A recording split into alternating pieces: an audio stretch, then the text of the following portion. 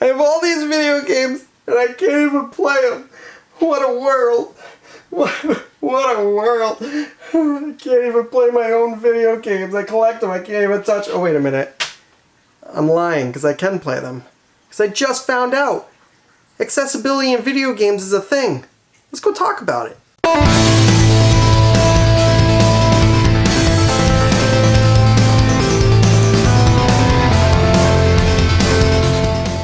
Hello everybody, it's Vincent Grosso and you're watching My Visually Impaired Life.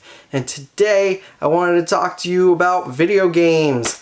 Now, I collect video games. I've mentioned this before in previous videos. I have shelves and shelves full of physical copies of games. It's something I've done over the years. I have two teenage boys who both love video gaming themselves, and it's something I could go back to with them and have in common. And when I became visually impaired, I stopped for a little while, but then you know what? I got back on that bandwagon, stopped moping around, and I keep collecting. Still to this day, I still collect. Here and there. I don't do it as often as I used to, but I was able to actually play those games when I bought them. And, you know, I like to test them, make sure they work, this and that. Well, I've been visually impaired for 2 years, and my visual impairment was so severe that I can barely see anything on a screen, even if it's an inch in front of my face, let alone the fact that it murders my eyes and makes my eyes hurt behind my eyeballs. So usually in my left eye, the one I have more vision in, so I strain that one a lot more, so I feel like someone's sawing the eyeball right out of the socket. But I digress. So yes, I love collecting video games. That has always been a hobby of mine. I love having my own man cave. My kids enjoy it. Vice versa. But the fact that I can't play those games even after I purchase them to test them, it drives me up the wall. I can test it and make sure it turns on, but to actually get that same feeling, that nostalgia that I used to get from playing games when I was a little kid and now being able to go back as an adult and play them again, you know, that is an amazing feeling, but I don't get that anymore until recently. So that's what this video is about. So I'm only going to make one video game, an example on here, but what I wanted to talk to you about was the fact that if you're blind, visually impaired, hearing impaired, you can play video games like no tomorrow. Everything is becoming accessible. So why do I say this? Well, I didn't even know that my PlayStation 4 was accessible. That sucker collected dust for 9 months until I watched the Blind Guy show and he was talking about accessibility on his PlayStation 4. And I almost slapped myself in the face because I'm like, man, I didn't even check to see if it was on there. And I got a wake-up call from the Blind Guy show. Thank you, my friend. So I'm going to be throwing a few shout-outs in this video, just so you know. Now I got another person. He has his own channel, and it's called Tech of the Blind. Make sure you check him out because he's kind of inspiration for the reason I'm making this particular video with a certain particular video game, because I watched one of his recent videos and it had to do with accessibility on a certain game console. But if you want to know what game console is, I'm not going to tell you because I want you to go to his channel and check him out. Make sure you subscribe to him. He's a great kid. And the coolest thing about his channel is a lot of the videos he makes, he films through eSight glasses. So what you're seeing and him showing in the video is straight through his eSight glasses. I think that's awesome. Someone actually utilizes the eSight glasses for that. He loves them, you know, but they're not. I know they're not for everybody, but he loves them, and if you want to know more about them, he's the man to go to. So, all right. So, veering back on. So, about 3 weeks ago, my son comes up to me, and he says, "Dad, I just want you to know there's accessibility features on this certain particular video game." And what video game was that? Minecraft.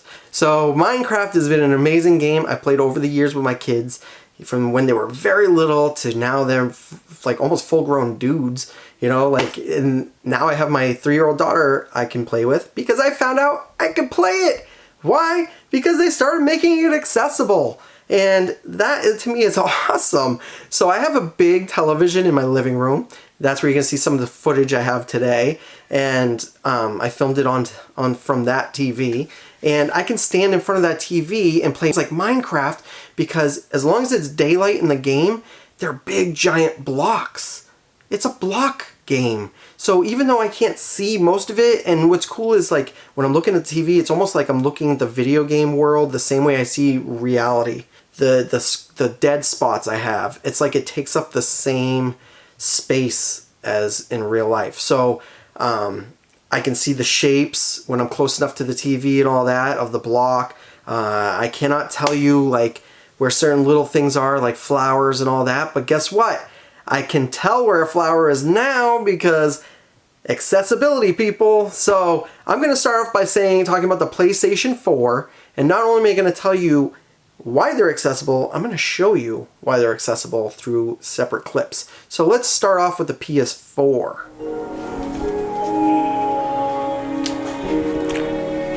Okay, I wanted to show you quickly, in a game on the PlayStation 4, this is the difference between the zoom from the Switch zoom. So if I'm playing a game, which I'm currently on, I'm moving around, hitting things, digging up the dirt somewhere, but anyway, so there's on the top right of my screen, there's text. I know there's a block there. I cannot read it. I can put my face up to the screen of this TV and I will not be able to tell you what it says, but I can always hit home button and square at the same time, and I can scroll up to it. Now maybe this will make it easier for me to read. It doesn't. Not for my vision. I can't read it, but for other people with visual impairments, they might be able to read it. They might be able to utilize it. But the only problem is it paused my game. I can't zoom any more or any less. It's just, this is what it is. I like that on the PS4 you can zoom in. What I don't like is the fact that you can't move in and out. You can't, it's just one zoom and that's it. And then the game's paused. You can't even do anything. That, you know, it just, you're only stuck looking at what you're looking at. I can't even read words in that zoom, even when they're as big as they are on my big TV. They're not big enough for me. I have to zoom in even further to know what it's saying. So I enjoy the PS4, and I can play Minecraft on that, but not half as good as I can play it on another console. What is that console? It's the Switch. Now, why do I like the Switch? Because the Switch has less accessibility features. However, the ones they have are way superior to the PlayStation, okay? And I'm a Sony PlayStation fanatic. So for me to say this, I didn't ever think that the Switch would be my end-up going to console. Well, it is now, because I can play Minecraft on that with no problems. Why? Because I can't see that little 7-inch screen at all. I can't play handheld games at all. I don't see anything. It's just gray when I look at it, or whatever my filter is. But when I put it in the dock, it goes on my big 70-inch TV, and I can stand in front of my TV and play that game on there. And the cool thing is the settings, the settings menu, the inventory, it's all accessible for me. So when you go on the settings on the PlayStation 4, it doesn't say anything. There's no accessible audio description at all. But when you turn on the Minecraft game on the Switch, it's in audio descriptions. You hear the greatest voice ever, which is old redneck hillbilly's voice, telling you what the options are, and it reads everything out loud for you. Main menu, achievements button, settings button, marketplace button, settings, game settings screen, tab, accessibility selected, section general, tab, video, select, global resources, tab, storage selected, main menu, achievements button, sign in for free button, main menu, play screen, world tab, press the button L to tab left, press the button R to tab right, world tab, section featured servers Mineplex, Us New Trophy Hunt, The Hive, Now Free Costume, Want to, My Hill City, Update Police Missions, 2112, Button. Until you get into the video game. Once you're in the video game, I'm sorry to say it doesn't read the inventory. It will read the text box, but it won't read like the letters you want to put in on the keyboard, this and that. I'm sorry about that, it won't do that. However, it's cool that I can get into a game to start it, because most games, when I try to play them, I can't even get into a game because I'm always clicking the wrong things. I can't read them. I have to have my son read it out loud to me, everything that's on the screen. Well, now I don't have to in this particular game. And in the game, I can get to the inventory, and the cool thing is you can zoom in Minecraft on the Switch, even better than PS4, and I'm going to show you how to do that now. I'm going to get into a game and show you the difference in zoom function. Press the button held to tab left. Start. So audio description can get you right into a game, but unfortunately once the game starts, audio description ends there. Unless you're trying to search in the search box in the inventory. Done. Press T return or control or right button to open chat. So now we're in a world. Now, the cool thing about the Nintendo Switch versus the PlayStation 4 when it comes to zoom is this. So if you double click the home button, it zooms, just like the PlayStation 4. However, on the PS4, you can't zoom in and out. Nintendo did not do that. You can zoom out or in. So here's in, and there's zooming out. Really cool, right? Well, it gets even better. So let me get out of here, double click to get out. Say I want to know what kind of flower this is. I know there's a flower here. I can see the contrast. I know there's a flower. What kind of flower? I can't tell you. But say I wanted to get the seeds for this flower. All I gotta do is double click the home screen. I can zoom in, and wow, I know exactly what flower that is now. And I'll zoom back out of that. But what I want to do is get that flower to get the seeds. So I'll hit the home button one more time, just once. And now I'm in gameplay. But I'm still zoomed in. And I'll double click it, and I can get my seeds. Now, on inventory, there's no audio description in inventory. However, if you go to type something, Text box. it'll tell you where the text box is, and you can Editing. type it in that way. But that's about the best you'll get. And you want to play anything and you want to zoom in, you have those functions at your disposal. Okay, so you can zoom in and you can have even more room to go forward, zoom even more or even less. You can change it back and forth. And the best part is if you click that home button one more time, you can play the game while it's in the zoom that you picked. It's awesome. It makes the game so much more accessible to me, and for good reason. So like looking for a flower, if I need the seeds for that flower or a plant in Minecraft, I don't have to sit there and try to strain my eye, that little bitty bit of vision to try to read what it says or this and that. I can zoom in all the way to the point where I'm really looking at that thing, and it's like literally 2 feet wide by 2 feet tall. And I can say, hey, I know exactly what plant that is. I am taking the seed from that, chop, chop, and then take it. It's awesome.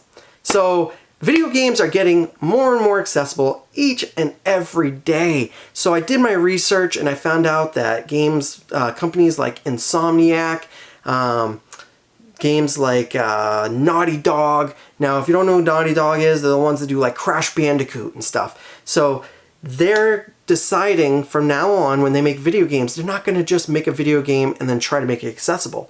They're going to make it accessible from the ground up. So they're going to make everything accessible first and then make the video game around it. That is absolutely amazing. More and more video games are doing it. Fortnite, for instance, has accessibility features built in, not only for the visually impaired and blind, but for the hearing impaired. So how is the hearing impaired? Because they can see the screen, However, they can't really hear everything. So how do they know when certain things are happening or when they're close to something? Well, it's vibrations. They do it through vibrations and pulsating and pulsations and stuff like that.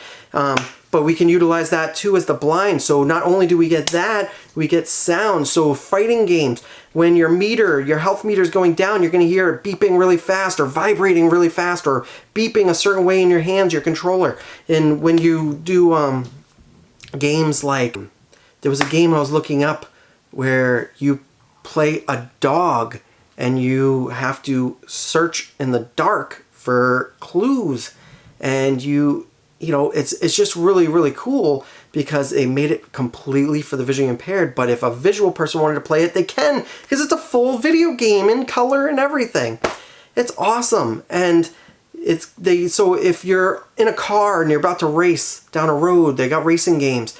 Blind people race. Literally, they race cars right now in video games. And when you're getting close to the wall or another car, you hear a beeping or a vibration, vice versa. It's awesome. You just got to learn the tricks of the game. And they're doing that now more and more. So there's a lot of games that are out already that you probably don't even know are accessible. But they are. And I'm learning this each and every day. There's more in this video I don't even know. I didn't even get to do all my homework on. Another guy to check out, his name's Blind Havoc, and it's BlindHavok. Okay, if you ever want to check out his channel, Blind Havoc. He is an amazing friend. His name's Kyle. He's got a great channel as well. And what I didn't even know about Kyle was I was researching on Google and I came across a website, and on that website was him getting an interview. Now, Blind Havoc's from the UK, and he's got the same eye disease as me. He's got LHON, and for him also, it's very hard for him to play video games and stuff. So he had to work his way around it and figure it out, and he did. And if you want to know, I'm going to put in the description down below the link to that webpage, and you can check it out for yourself. And then go check out his channel and subscribe to him as well. Anyway, I hope you guys like this video. Make sure you subscribe. Make sure you like the video. Make sure you leave a comment for me down below. And let me know if you play video games still currently. If you're completely blind, I would really love to hear how you play the video games and what video games are you playing. Even if you come across this video and you're sighted, what do you think about accessibility features for the blind in video games and more video games for us? Thank you guys. Talk to you again.